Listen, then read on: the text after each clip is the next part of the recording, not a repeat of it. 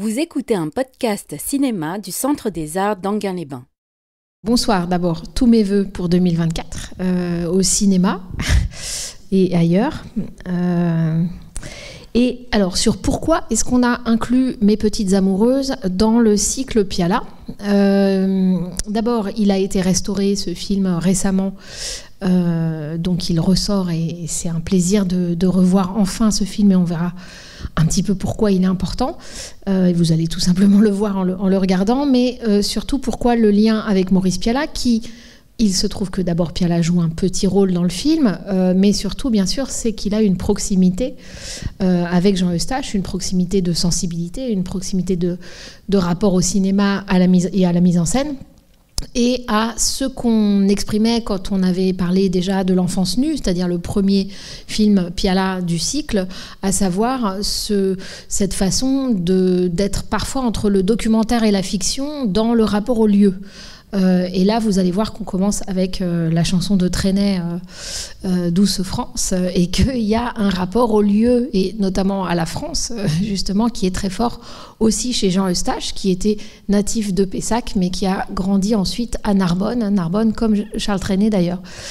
Donc je ne vais pas tisser plus les liens entre Eustache et Piala, je préfère que vous voyiez d'abord le film comme vraiment le film d'Eustache qu'il est, hein, n'instrumentalisons pas le film au sein de notre cycle, et je vais juste le resituer dans la carrière d'Eustache, dans son moment de création. C'est d'abord un film qui aurait dû précéder La Maman et la Putain, mais qui va être tourné après, puisqu'il a besoin de moyens importants. Donc c'est un film qui porte en lui son film le plus directement autobiographique. En fait, ils le sont tous, les films de Jean Eustache. Si vous avez vu, par exemple, le film avec Jean-Pierre Léaud, Le Père Noël a les yeux bleus, qui précède celui-ci, eh bien, il aurait dû celui-ci le suivre immédiatement. C'est un film qui doit dater de Le Père Noël, peut-être 68, 69, oh là, j'aurais dû regarder la date, mais en tout cas, il a attendu Eustache des années pour ensuite tourner ce film-ci qui relate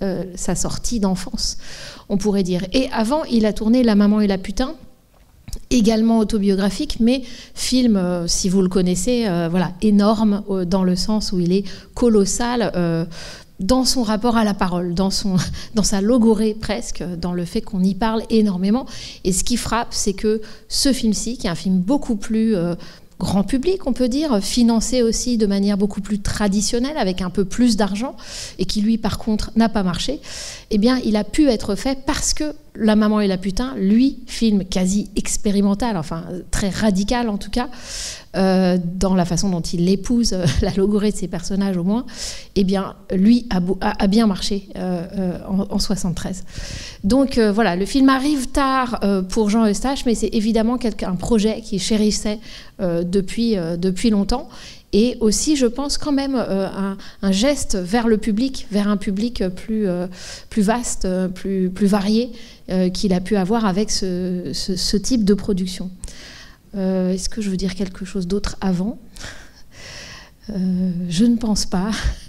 Voilà, je vous laisse le découvrir et je vous ai apporté des petits extraits ensuite, courts, mais d'autres films, et j'espère donc qu'ils vous aideront aussi à faire le lien avec Piala et à, en même temps, double visée, en même temps creuser ce que c'est que la mise en scène et ce que c'est que ce rapport, cette construction d'une fiction qui entretient des rapports avec l'enregistrement au sens documentaire et qui est, à mon avis, quand même la grande affaire de Jean Eustache et aussi, en un sens, de Maurice Piala.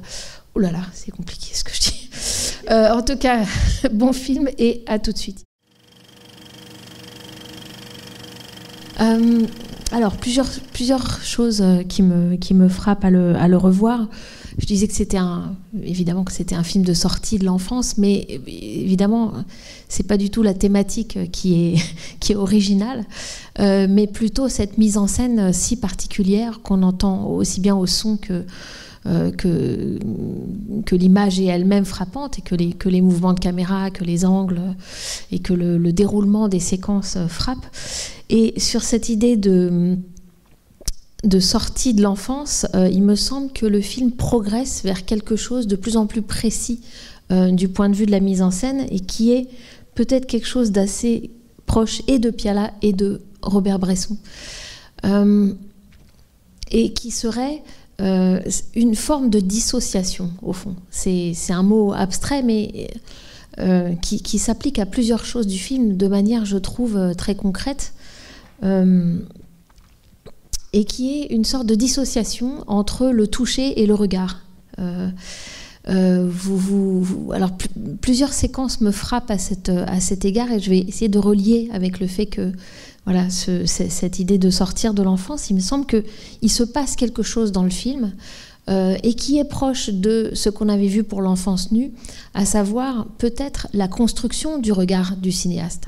Je disais qu'il était autobiographique à tel point que ses techniciens ont remarqué, ses assistants ont remarqué qu'il voulait absolument être sur l'endroit exact de la route où il était allé avec ses filles, etc. Donc quelque chose de presque maniaque. Si vous vous souvenez de Nous ne vieillirons pas ensemble de Piala, il y avait la même maniaquerie pour l'appartement qu'il partageait avec sa femme, exactement, refait comme il était exactement dans le même lieu. Eh bien là, il y a donc cette idée de la dissociation qui joue à plusieurs niveaux. Alors, je disais la main et le regard. Oui, plusieurs scènes me frappent à cet égard, mais il y en a une qui fonctionne en écho avec la scène de la communion. C'est bien la communion ou la confirmation, je ne sais plus.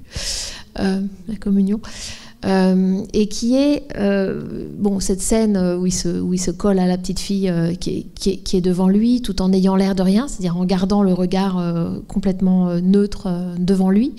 Et puis c'est beaucoup plus marqué beaucoup plus tard à la kermesse, quand il regarde la grande fille, la trop grande fille qui est sur la scène par rapport aux autres, et que par contre celle qui touche, c'est la petite qui est à côté de lui. Vous vous souvenez, à tel point qu'il est tellement concentré dans son regard qu'en fait quand il se retourne vers la petite fille réelle, j'allais dire la petite fille qui peut toucher, en fait elle est déjà partie.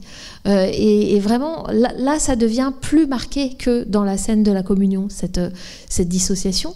Et tout le film est fait comme ça, brodé d'une certaine façon de ces échos. Et bien sûr la trop grande fille, disons, des petites filles qui chantaient la chanson qui disait « T'es bien trop petit ». Le petit Grégoire, on entend les paroles « T'es bien trop petit, mon ami, t'es bien trop petit ». Et elle est trop grande d'une certaine façon sur la scène. Et c'est ce qui fait qu'il la voit, qu'il la remarque, qu'elle sort du lot, elle est en mini-jupe, elle est... Voilà.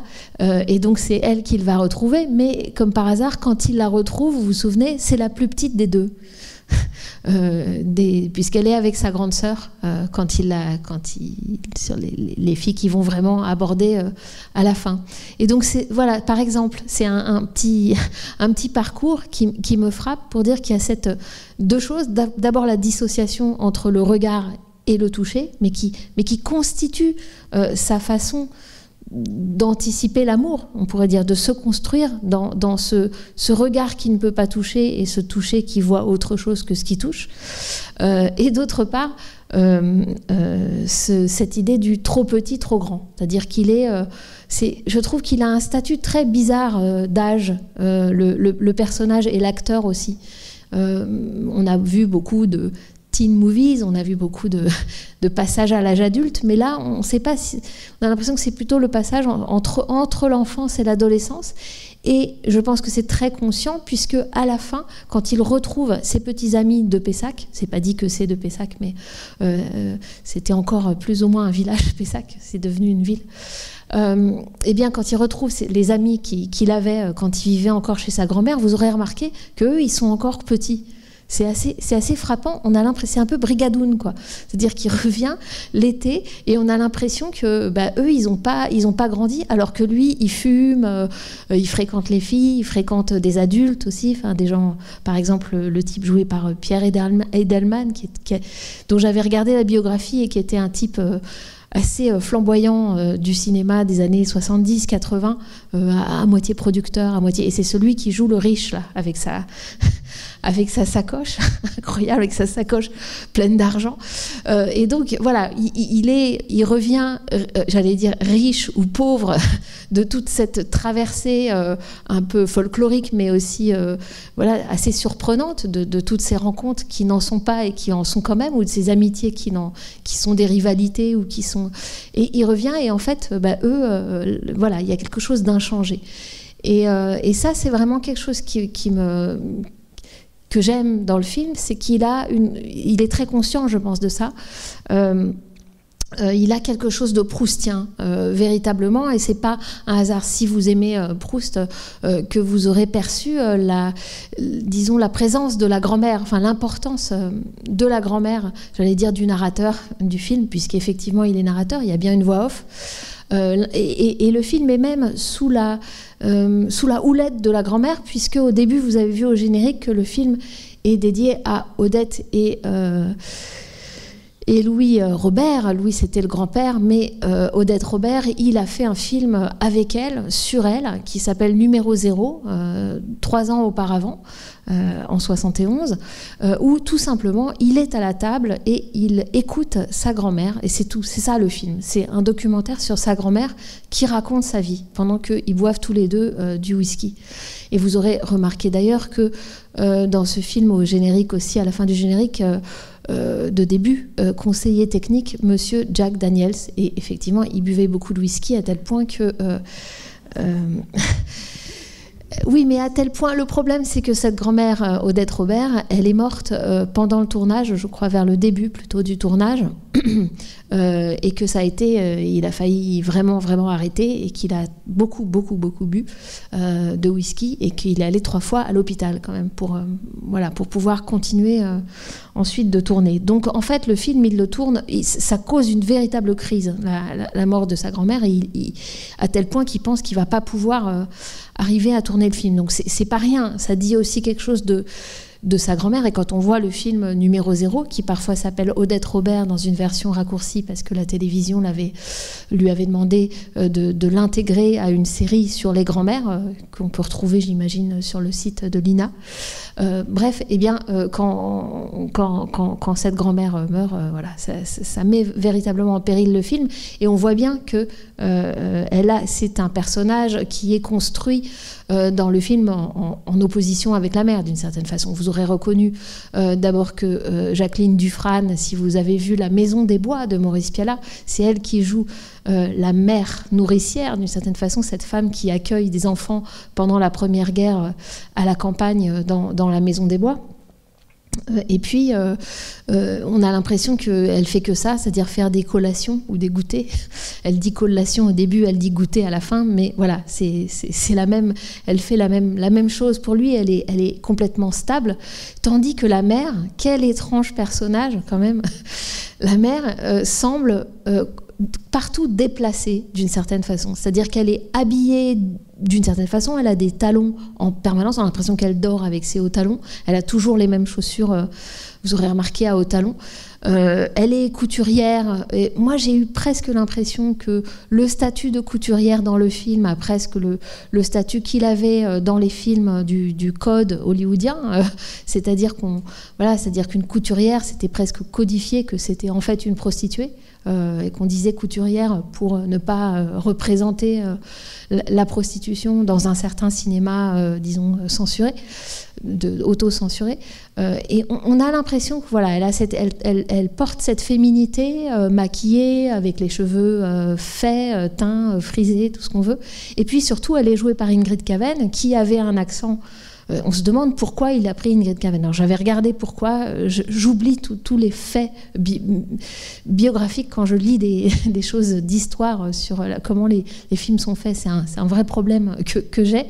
Mais en tout cas, ça m'a toujours frappé qu'on voit qu'elle est doublée. Enfin, je pense tout le monde le remarque, qu'elle est doublée. C'est pas qu'elle soit mal doublée, c'est qu'en fait, comme elle a un accent allemand assez fort, en fait, elle parle plus lentement. Et donc, doublée sans accent, avec un accent français, quelqu'un qui dont la diction est plus lente, c'est assez difficile et ça crée une forme d'étrangeté. Il y a presque quelque chose de peut-être vampirique et je trouve que c'est assez significatif, disons, dans le film. Enfin, ça a plutôt une bonne conséquence, même si ça nous met mal à l'aise en tant que spectateur, de même que le beau-père, José, qui est toujours appelé l'oncle, enfin voilà, on tourne autour du pot, dont on comprend qu'il n'est pas encore vraiment divorcé, etc. Il est joué par un acteur complètement francophone, alors qu'il nous est dit que c'est un espagnol, comme il y en a beaucoup dans la région. Donc il y a vraiment quelque chose là, dans ce couple mère et beau-père, qui est off, qui est décalé, qui ne va pas. Et il me semble que c'est assez cohérent finalement avec le propos du film, ou ce qui arrive dans le film, à savoir ce garçon qui est, on pourrait dire, déplacé, c'est-à-dire qu'il n'a pas trouvé sa place, il n'en a peut-être pas de place, et donc c'est Philippe Azouri qui a écrit un livre, mais qui avait déjà fait des conférences sur Eustache il y a plus longtemps, et qui dit le cinéma, je vous rappelle, enfin, que le cinéma ne répare pas. Il n'est pas là pour réparer. En fait, le cinéma, il montre que il n'a pas une fonction forcément consolatrice. Et d'une certaine façon, c'est vrai que pour le cinéma de Jean Eustache, on a l'impression qu'on voit la fêlure, on voit la perte, disons. On voit ce qu'il a déjà perdu étant enfant, qu'il est en train de perdre son enfance, et que c'est ça qu'il voit quand il revient à la fin chez sa grand-mère, quoi. C'est-à-dire qu'eux, ils sont encore dans le monde de l'enfance. Et ça, il le voit aussi déjà dès la scène de la kermesse, hein, où, je disais, l'histoire du trop petit est trop grande, mais en fait, les jeux de la kermesse, c'est aussi qu'avec des plus petits enfants que lui. Il passe comme ça le long de la kermesse, on entend de manière documentaire véritablement les dames qui animent les différents stands, et lui, il ne s'arrête pas du tout à un stand, ce sont des beaucoup plus petits enfants. Donc il y a un sentiment de perte de l'enfance, mais justement, on ne sait pas ce qui gagne. Il y a pas véritablement une promesse, je trouve, de grandir, d'accéder à l'âge adulte. Et c'est ça qui fait la particularité, alors très mélancolique, mais je trouve très poignante, très déchirante de ce cinéma. Il ne joue pas sur des promesses, sur l'ouverture immense que peut être l'adolescence, qu'est l'âge, disons, des possibles. Là, on a l'impression que cette histoire de ne pas aller au lycée, enfin on appelle ça le collège, mais il parle du lycée, c'est aussi un point que je trouve terrible dans le film, parce que là, il s'articule avec une question de classe sociale très, très, très, très forte. On a l'impression que la génération précédente, c'est-à-dire les ouvriers, ou les sous-prolétaires que sont sa mère et son beau-père, lui disent « mais nous aussi on a voulu, mais qu'est-ce que tu crois ?» C'est-à-dire tu veux aller plus haut que ta condition, d'une certaine façon, comme si vouloir aller au lycée, c'était être transfuge de classe et que ça n'était pas permis. Et ça, je trouve que c'est rare quand même qu'on le voit au cinéma, qu'on voit ça. En général, on a plutôt le cliché de l'inverse, c'est-à-dire les parents qui veulent que l'enfant réussissent plus qu'eux. Et là, on a cette forme d'égoïsme, on pourrait dire, de la génération précédente. Moi, j'avais dans un film, je crois, avant d'avoir vu ce film-là, je ne l'avais jamais vu. Avant de préciser quelques petites choses de forme, ou bien de reprendre mes remarques, j'aurais bien voulu bientôt passer un extrait que je vous ai apporté, mais je voudrais d'abord que vous disiez quelque chose, si vous voulez. Ce que tu disais sur le fait que c'est un film quand même qui a une certaine mélancolie, etc. Oui. Enfin, et que c'est qui situe précisément peut-être sur la sortie de l'enfance et l'entrée dans l'adolescence. Moi, ça me fait penser en fait à peut-être un genre de film en fait qui va parler de cette période, ou peut-être plus d'ailleurs le passage de l'adolescence à l'âge adulte, mais qui va à la fois donner le sentiment de oui, c'est terminé, etc. Il y a un sentiment de perte, etc. Mais il y a quelque chose de beau qui a été vécu, ou une vraie histoire d'amour, quoi. Moi, ce que je trouve à la fois beau, mais quand même dur et assez amer dans ce film-là, c'est que le moment qui est censé être le moment en fait de l'histoire d'amour, en fait, c'est le moment où ils vont sur la route de Salinas. Voilà, avec la jeune fille, et que finalement il se passe pas grand chose, et on voit en fait toute la codification des rencontres, etc. Et c'est elle-même qui lui fait la leçon sur les étapes en fait qu'il faut suivre, etc. Oui. Et il y a de toute façon, tu parlais de décalage, tout le film, je trouve, est rempli de décalage, mais là il y en a un aussi sur ce que comment dire, sur ce que lui en fait fait pour faire comme son copain. On n'est même pas vraiment sûr qu'il éprouve quelque chose pour elle. On ne sait pas s'ils font les choses parce qu'il faut les faire, etc. Tu vois ce que je veux dire, Oui, je vois tout à fait. Voilà, et je pense qu'effectivement, c'est aussi, ça fait partie de cette dissociation. J'ai lancé le mot comme ça, mais il y a ça, cette dissociation entre ce qu'on vit, ou ce qu'on ressent, ce dont on fait intimement l'expérience, et ce qu'on fait de manière mimétique, de manière presque mécanique. Bon, il est mécano, mais c'est pas pour ça. Mais et ça, là encore, les scènes fonctionnent en écho les unes des autres. Et là, j'en vois encore 3 scènes qui se répondent comme ça en écho, comme l'autre dont je vous avais parlé, qui sont d'abord le voyage en train, le premier voyage en train. Si vous vous souvenez, on est dans la locomotive, on a l'impression d'être au début de Zéro de conduite. Il y a quelque chose de vieux train, il y a un intérieur du vieux train. Si vous vous souvenez, le début de Zéro de conduite de Jean Vigo, ce sont 2 collégiens vraiment de cet âge-là. Il y a même une ressemblance physique. Jean Eustache est très cinéphile, je suis sûre qu'il adore et Vigo et Renoir. Donc dans ce premier voyage en train, en fait, si vous vous souvenez, on ne sait pas vraiment d'où il part et où il arrive. C'est pas très clair, parce qu'après il y a un deuxième trajet, et là vraiment il part chez sa mère. Donc c'est étrange comme ça. Et en fait, c'est parce que le voyage en train là, on voit rien dehors, tout est dedans. En fait, c'est une sorte de scène fantasmatique. C'est comme si c'était onirique à la limite. Peut-être que ce compartiment où il se passe quelque chose de sexuel devant lui est vraiment une scène de fantasme. C'est pas évident. Et donc je disais ça, dans ce premier compartiment, tout se passe en face de lui, là encore aussi comme dans Serenade à 3 de Lubitsch. Donc il y a ce face-à-face, les 2 types et la fille qui font des choses sexuelles en face de lui, et lui qui est là avec ce regard, toujours ce regard neutre. On ne sait pas ce qu'il ressent, ce qu'il désire. Voilà. Mais l'autre lui a dit avant, suis mon exemple, je crois que c'est ça la phrase, suis mon exemple. On se dit, mais comment il peut suivre l'exemple? Il n'y a rien à suivre, il est juste en train de fermer les rideaux. Et en fait, c'est presque... On a l'impression que finalement, rétrospectivement, il parle pour plus tard, pour beaucoup plus tard. Il ne lui dit pas de participer sur le coup, il est vraiment complètement spectateur. Et puis, l'écho à ça, ce serait quand il va au cinéma et que l'autre lui montre comment on caresse une fille par derrière, ensuite on obtient le baiser, on y va par 2 fois, quoi, puis la deuxième fois on l'embrasse et tout. Et le troisième écho à ça, c'est aussi le doublon avec le Don Juan, qui est là pour lui montrer comment faire. Donc il faut partir avant les autres pour avoir les filles, etc. Bon, donc dans tous ces cas, dans tous les cas, c'est vrai qu'il y a une progression dans le sens où quand même il s'allonge avec la fille, il lui parle, il s'embrasse, etc.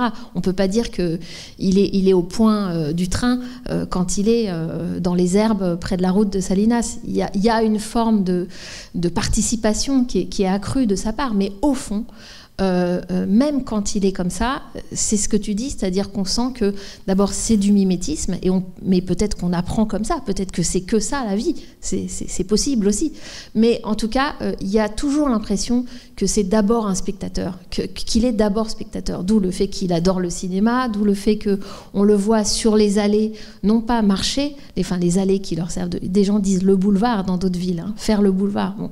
Donc ces allées où normalement on se fait voir, lui il est assis sur le banc et il regarde. Et qui on voit dans l'occurrence où il voit un couple d'amoureux s'embrasser dans les allées, c'est Jean Eustache lui-même qui est assis sur le banc. L'adulte qu'on voit avec les cheveux un peu longs comme ça, c'est Eustache lui-même qui regarde aussi ce couple d'amoureux.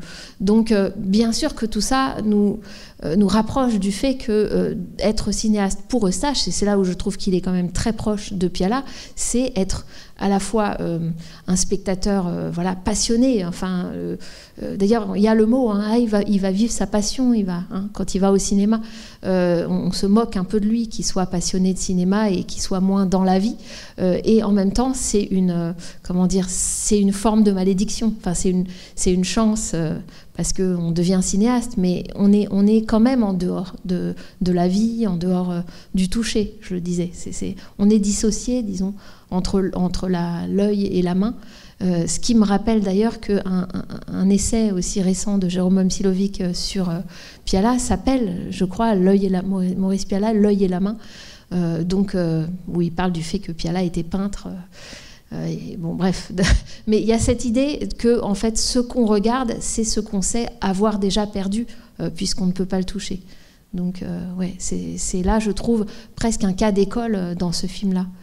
Il y a quelque chose que je voulais dire par rapport à Renoir aussi, juste dans ce que tu disais sur finalement il l'embrasse, mais on a l'impression que c'est pas sa vie, quoi, que c'est pas son histoire, qu'elle lui est confisquée par la fille, qui a ce code tout à fait, social, enfin, la codification entre hommes et femmes dans cette société-là, qui est, toutes les étapes, on ne peut pas aller plus loin que le baiser ou une main qui touche, etc.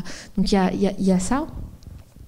Et en même temps, donc, du côté de la fille, ça l'empêche, mais je dirais de manière plus forte dans le film, c'est une expérience existentielle, exactement comme celle d'Harriet, la jeune fille du fleuve. Si vous êtes venu voir le cycle Renoir, il y a un moment où Harriet, qui est très amoureuse d'un homme adulte, d'un homme jeune mais quand même adulte, finalement voit sa copine plus grande, plus sensuelle, plus séductrice, Valérie, arriver, elle, à séduire cet homme à un moment et à l'embrasser. Et elle est cachée derrière un buisson et elle les voit s'embrasser et elle dit en voix off, c'était mon premier baiser, mais donné à une autre.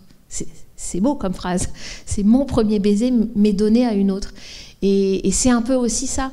Là, c'est-à-dire que lui, il est participant, mais en même temps, on a l'impression que les choses lui sont confisquées ou que, en tout cas, il n'arrive pas, de manière cette fois-ci plus profonde, plus intime, il n'arrive pas à accéder au monde, en fait. J'ai oublié de dire que Jean Eustache, cette mélancolie, il l'avait, je veux dire, intimement, biographiquement. Il en est mort, puisqu'il s'est suicidé à 43 ans en 81. Donc, c'était pas quelque chose, c'était pas de la blague. C'était pas du tout une posture d'artiste. Non, c'était juste une réflexion que je me faisais sur les scènes d'embrassade, d'attouchement entre... Ils sont plus tout à fait des enfants, pas encore des ados, et je me demande par rapport à aujourd'hui, par exemple, on pourrait, je pense, ne plus faire ce type de scène. On y pense, ouais. Non, enfin moi ça m'a tout de suite frappée. Oui. Et puis à côté de ça, le consentement des parents, les enfants, comment ils réagissent à ce genre de demande. Enfin, c'est quand même, c'est comme dit ma voisine, c'est presque gênant. Mais j'étais sûre que ça allait vous gêner. Je commence à par rapport à notre époque, à tout ce qu'il y a autour du consentement, etc.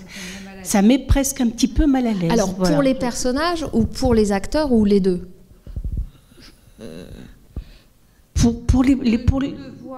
pour nous spectateurs, enfin certains spectateurs, peut-être pas tous ici dans la salle, mais oui, pour les enfants, pour les parents. Je ne sais pas comment il a réussi à obtenir.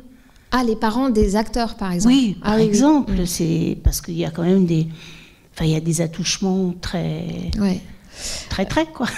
Alors, juste sur le consentement, effectivement, vous vous souvenez de cette phrase que dit le garçon, tu leur demandes, elles disent non, tu leur mets la main au Trafalgar, elles disent rien, ou alors elles disent oui.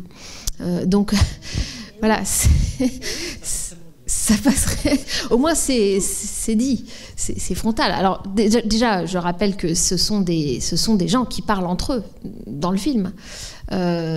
Donc il y a quand même ça. Et après, oui, sur le fait de faire des choses à des acteurs, de moins de 18 ans ou même de moins de 15 ans, parce que je ne sais plus exactement quel âge il avait, Martin Leb, dans le film. Oui, c'était quand même quelque chose qu'on faisait plus qu'on ne fait maintenant, les années 70. Après, moi, je trouve au contraire...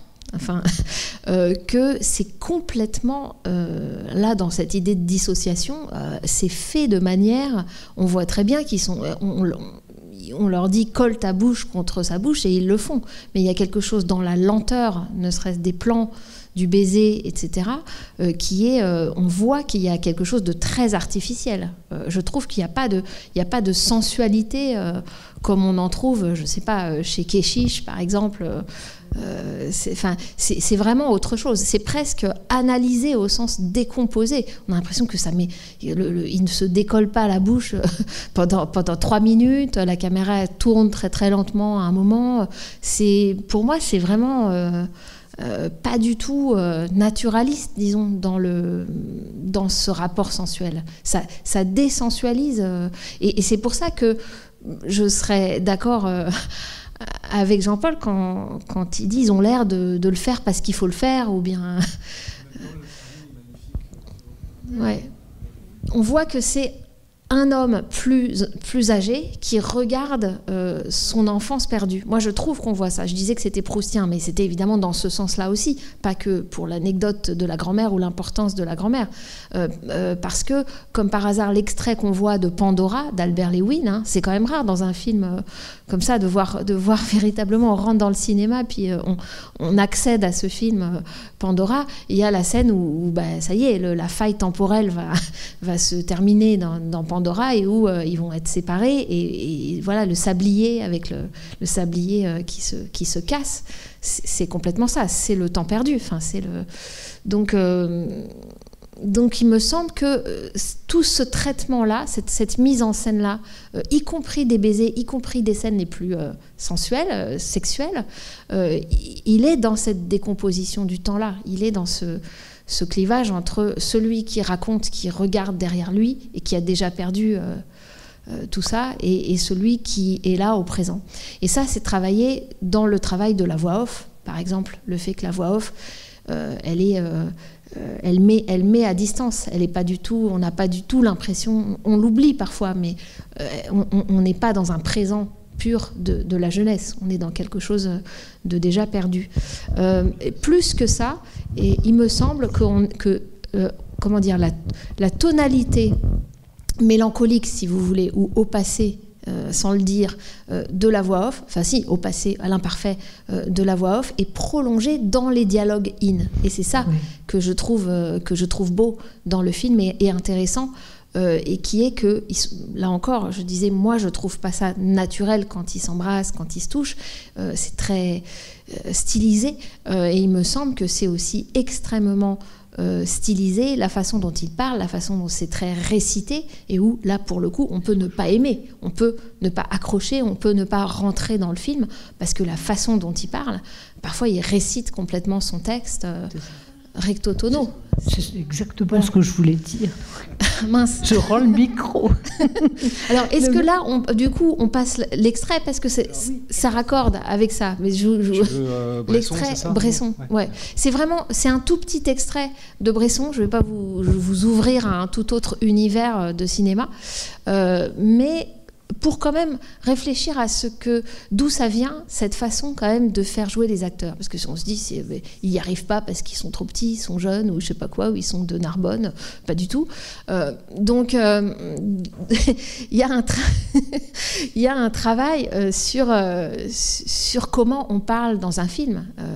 Et non seulement ça, mais d'ailleurs, c'est conscientisé je pense, dans la conversation qu'il a avec l'étudiant. où là, par contre, ils n'arrêtent pas de parler, il n'y a pas de silence, alors que dans tout le film, quand on essaye de prendre un extrait pour la radio, ce qui m'est arrivé, il y a tellement de silence, c'est tellement bruité, clean, il y a tellement de silence dans le film qu'on n'arrive pas à prendre un extrait à passer à la radio. Sauf dans cette scène où il n'arrête pas de parler, le petit garçon, et où il raconte un truc sur un prof qui parle de la passion chez Racine, mais qui lui, ne l'a pas vécu, tandis que l'élève, lui, il connaît pas Racine, mais la passion, il la vit intimement. C'est beau comme échange, sauf que chez Eustache, il y a ça, et puis après, il y a l'autre qui dit je pense que tu ferais mieux de commencer par te dépuceler de la bouche. Voilà.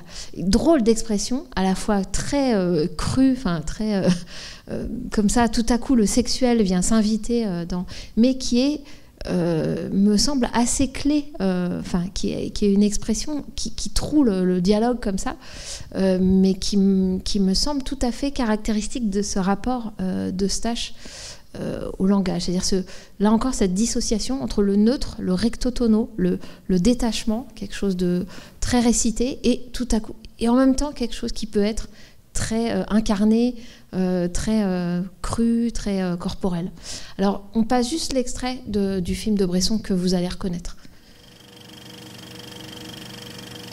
Bon, j'ai choisi cet extrait aussi parce que on entend ce traitement de la voix off, on voit le regard comme ça de l'acteur qui est au-delà du présent, de la situation, mais aussi tout ce travail sur les inserts qui vient, je pense, chez Eustache et chez d'autres. Piala a aussi retenu quelque chose de ça, sur des gros plans, sur des mains, sur... Je ne sais pas si vous vous souvenez dans Mes petites amoureuses, même la sacoche, voilà, si vous avez vu L'argent de Robert Bresson, il y a aussi des gros plans comme ça.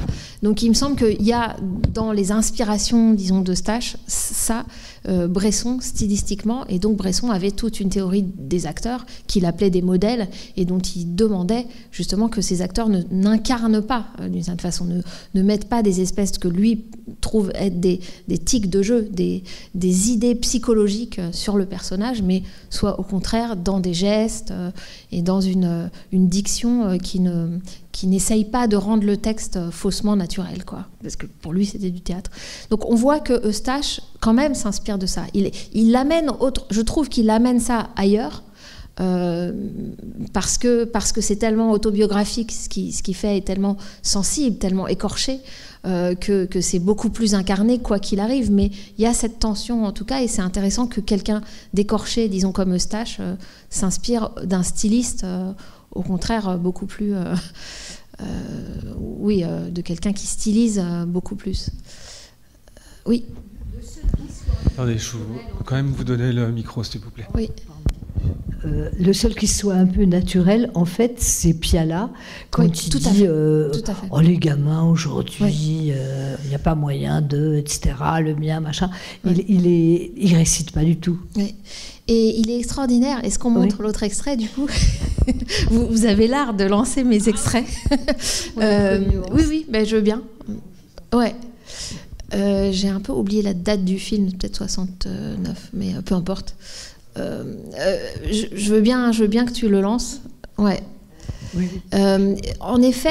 En effet, juste sur Piala, acteur, il n'a pas du tout une carrière d'acteur, mais quand même avant de faire du cinéma, puisque je vous avais dit qu'il avait, Piala fait du cinéma tard, pour des questions principalement d'argent, justement de classe vraiment sociale, il faisait du théâtre, amateur, mais du théâtre sérieusement, quoi. On peut tout à fait être dans des troupes, disons, semi-professionnelles, et il était, je pense que ça devait être un très bon acteur, et donc il n'a pas eu de carrière après, d'acteur, mais il joue notamment dans Que la bête meurt de Claude Chabrol, où il joue un commissaire, et à un moment il dit à un garçon qui a tué son père, un jeune homme qui a tué son père, il lui dit « mais tu vois pas que ta vie est foutue ?» Et il me semble que dans la scène-là que lui fait jouer Eustache, alors c'est pas aussi dramatique, mais finalement c'est assez frappant aussi ce qu'il dit au garçon quand il dit « tu seras comme nous, un pauvre type ». Il lui tient le discours de ses parents, à savoir « tu veux avoir des lettres, mais laisse tomber, t'es limité par ta classe sociale et tu feras pas mieux que nous ».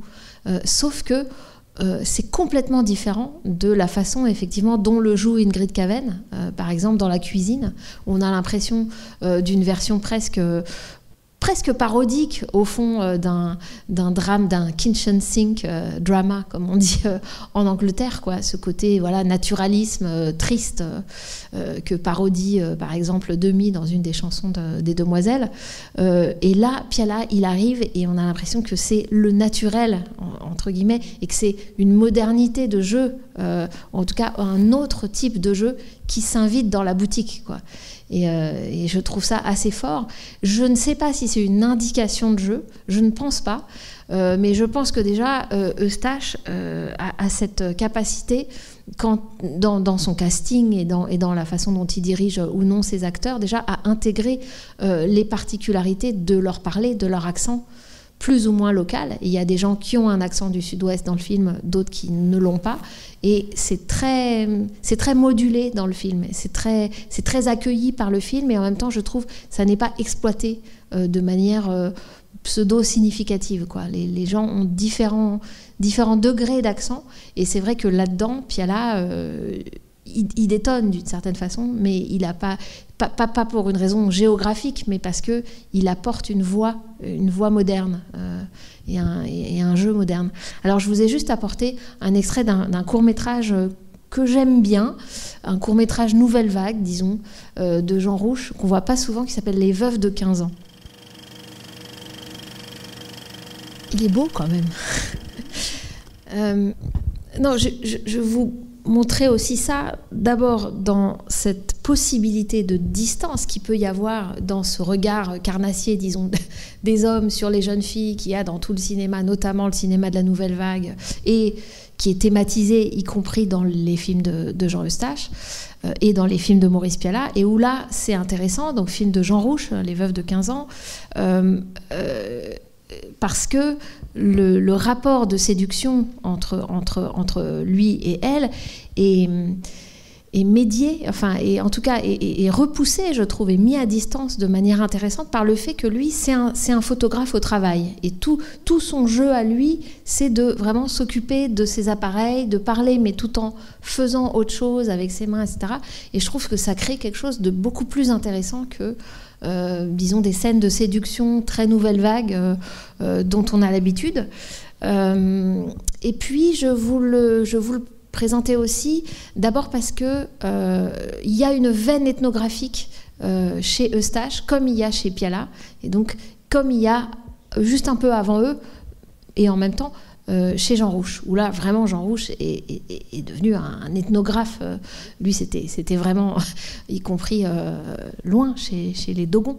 Mais au fond, il y a cette veine ethnographique dans ce cinéma des années 70 de l'après-Nouvelle Vague, et je trouve quand même qu'elle est là chez Eustache dans Mes Petites Amoureuses, parce qu'on capte quelque chose de la France, tout ce qu'a fait des Quatre Fontaines avec ses garçons. Tout le passage des filles, la façon dont les vêtements, les chaussures, le flipper, tout ça, c'est pas seulement des éléments de cinéphilie qu'on pourrait dire qui viennent de la Nouvelle Vague ou quoi. Non, on sent que c'est ancré dans le lieu. Et j'en veux pour preuve dans la mise en scène le fait que beaucoup de plans commencent sur des lieux vides. Le personnage n'est pas encore là. Ensuite, il rentre dans le champ, mais il y a ce moment où le champ est entre guillemets vide d'abord, ou bien quand il repart et qu'on a encore le plan qui dure. Ça fait penser à Ozu même, certains plans d'Ozu, mais il me semble que là, dans ce film-ci, ça nous dit quelque chose de l'importance du lieu, et ça nous dit aussi quelque chose peut-être à certains moments du film.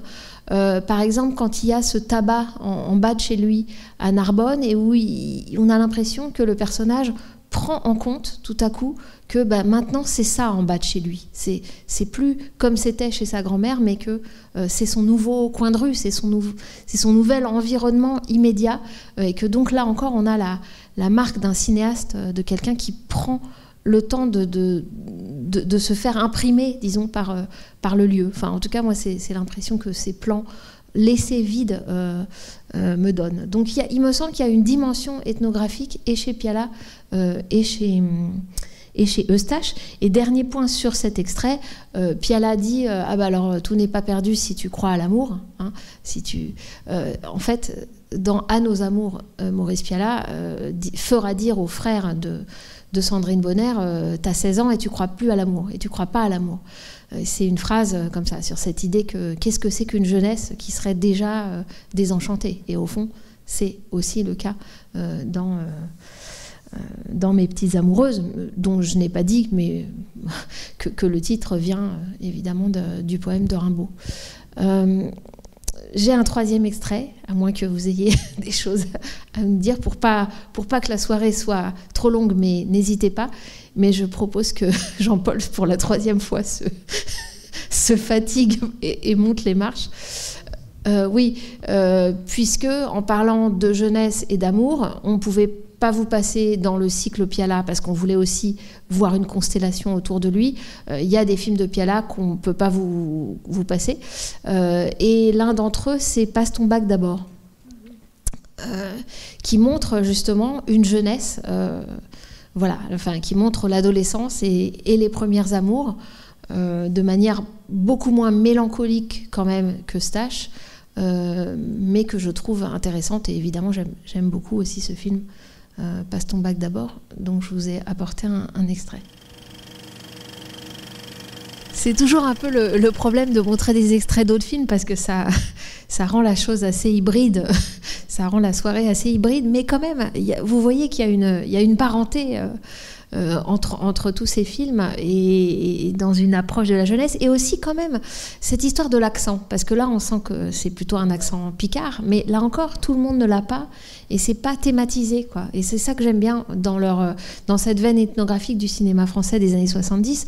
J'ai oublié de dire que Jean Eustache, il a aussi tourné véritablement des documentaires, et notamment La Rosière de Pessac en 68 et en 79, en 69, en 79, c'est-à-dire à 10 ans de distance, sur cette tradition de la rosière dans sa ville natale de Pessac. Et je vous ai parlé aussi de Numéro 0, qui est purement un documentaire. Donc c'est quelqu'un qui a véritablement l'idée ancrée en lui que le cinéma, c'est d'abord l'enregistrement. Hein. C'est que déjà enregistrer, c'est faire un film, et donc c'est faire du romanesque ou de la fiction suffisamment. On n'a pas besoin de faire de la fiction pour lancer la machine fictionnelle. Et si vous n'avez pas vu Une sale histoire de Jean Eustache, c'est un film proprement hallucinant sur cette jonction entre documentaire et fiction, très cru par contre comme film, mais qui est l'étape suivante.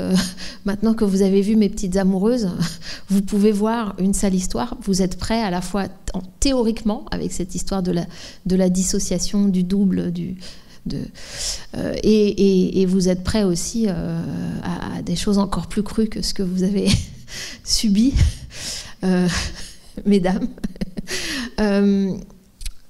Est-ce que vous aviez des choses à... Mon point de vue, c'est vrai que le film tourne beaucoup autour des amourettes, entre ces adolescents. Oui. Mais j'ai eu plutôt l'impression que ce pauvre garçon, il avait une soif d'apprendre. Il se faisait tout un monde de passer au collège, éventuellement d'aller chez sa mère, donc dans une...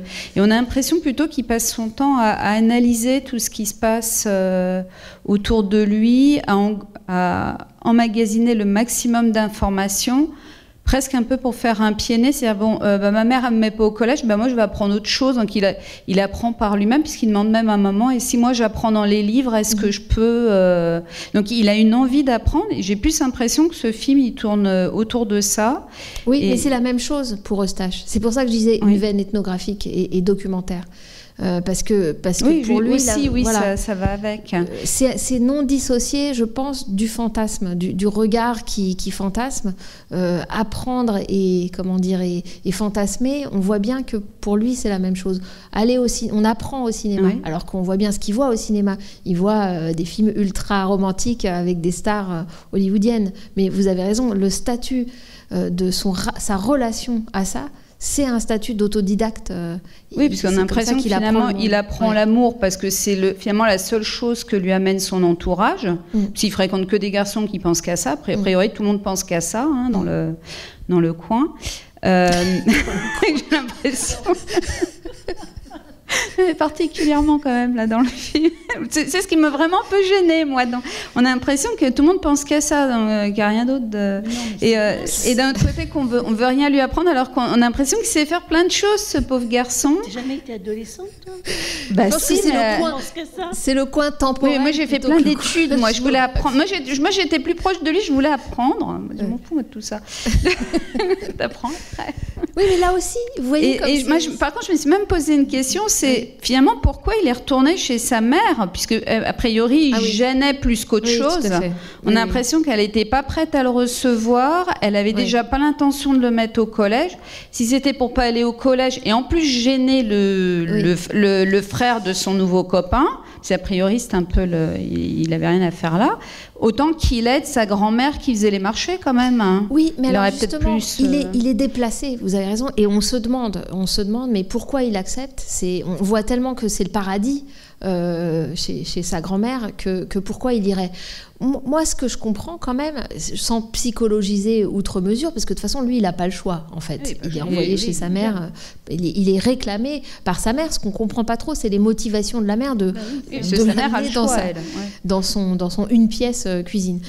Mais en tout cas, lui, ce qu'on voit dans le film, c'est qu'il est content d'y aller. Ça, c'est le deuxième voyage en train où il a une espèce de légèreté et où il pleure pas du tout en disant au revoir à sa grand-mère. Il va au collège. On sent qu'il y a une libération de quelque chose, sans doute, comme vous dites, parce qu'il a le collège devant lequel il passe et tout ça, mais dès qu'ils sont dans la voiture et que la mère dit « on verra », et il comprend tout de suite, il le dit en voix off qu'il a déjà compris qu'en fait ça va pas se faire, ce qui nous est montré, c'est la désillusion. C'est-à-dire, c'est ça qui est un cinéma de la cruauté, c'est-à-dire qu'au lieu de nous montrer un truc initiatique, disons normal, voilà, il grandit, il découvre le collège, il découvre peut-être la ville, non, c'est la première désillusion, en un mot. Donc on voit sa joie d'aller quand même à la ville, à Narbonne, de retrouver sa mère peut-être, ça c'est pas sûr, mais surtout de pouvoir aller au collège. Il y a 4 cinémas au lieu d'un. Donc il y a quand même ça.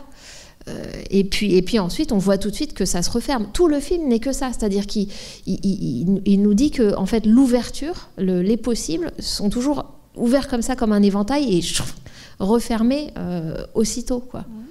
C'est y compris pour l'apprentissage, mais pas seulement, je pense. Mais même au niveau de la structure des plans, moi j'avais l'impression à chaque fois c'est ça c'est fait, hop. On passe au suivant. On a l'impression que c'est très. Il y a beaucoup de choses qui sont hachées comme ça, puis d'autres qui sont un peu plus laissées, mais il y a beaucoup de plans où allez, ça c'est fait, maintenant on passe à la suite, on passe carrément dans un autre. C'est vrai. Alors ça, j'ai pas parlé, vous avez raison, de la structure générale du film, qui est des petites scènes que l'on clôt par un fondu au noir. Mais vraiment un fondu au noir comme on éteindrait la lumière. Et effectivement, on éteint la lumière sur les illusions de Daniel. Souvent, c'est sur son regard. Il a un très beau visage et aussi un regard avec quand même une gaieté, un espoir, etc. quand il est face à la caméra. Et en fait, à chaque fois, on éteint, quoi. On douche ses espoirs. Donc le film est structuré comme ça. Et ça, c'est aussi quand même très bressonien. Si vous avez vu Pickpocket dans son ensemble, il y a beaucoup comme ça de fermeture de scène qui crée une forme de lenteur.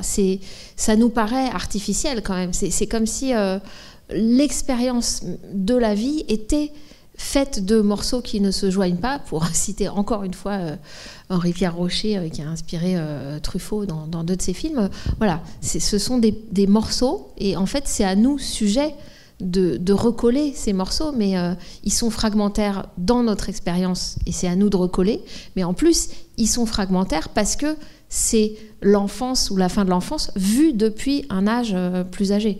Donc il y a aussi cette dimension-là de fragments. Les 2 premiers plans du film fonctionnent comme ça. Tout à fait, c'est frappant. Le lit est vide. Oui. Oui, au tout début, il dort, et puis ensuite, on ferme, et l'ellipse nous montre le lit ensoleillé le matin. Et à tel point même qu'on pourrait presque se dire, voilà, tout ce qui suit le tout premier plan est rêvé. Et tout ça est dans son sommeil, dans le sommeil du souvenir, ou dans le... Ouais, c'est très... Et cette idée me paraît quand même très inspirée de Bresson, parce que Bresson, dans ses notes sur le cinématographe, qui sont une sorte de traité vraiment de sa conception du cinéma très, très lapidaire, il dit que la poésie est dans les jointures. Hein, les jointures étant justement ces ellipses très, très, très marquées.